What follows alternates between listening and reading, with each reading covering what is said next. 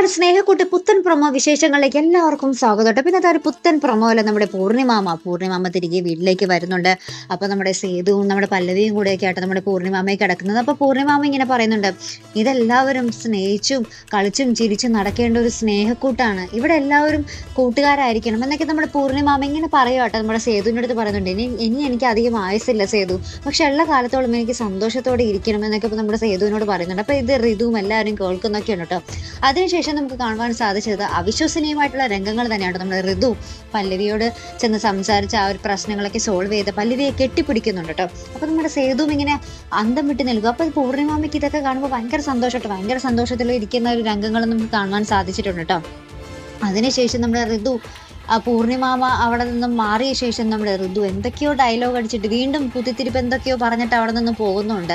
അപ്പൊ നമ്മുടെ സേതു ഇത് പൂർണിമാമയെ കാണിക്കാനുള്ള അഭിനയമാർന്നല്ലേ എന്നുള്ള രീതിയിൽ നമ്മുടെ ഋതുവിനെ ഒന്ന് നോക്കുന്നുണ്ട് കേട്ടോ.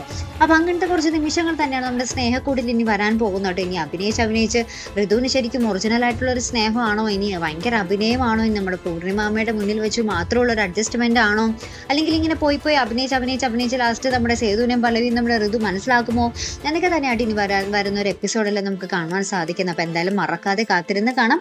അപ്പൊ ഇതുപോലുള്ള പ്രൊമോ റിവ്യൂസിനും എപ്പിസോഡ് റിവ്യൂസിനും ഒക്കെ നിങ്ങൾ മറക്കാതെ ചാനൽ സബ്സ്ക്രൈബ് ചെയ്യുക. അടുത്തൊരു വീഡിയോ വരുന്നത് വരയ്ക്കും ഗുഡ് ബൈ.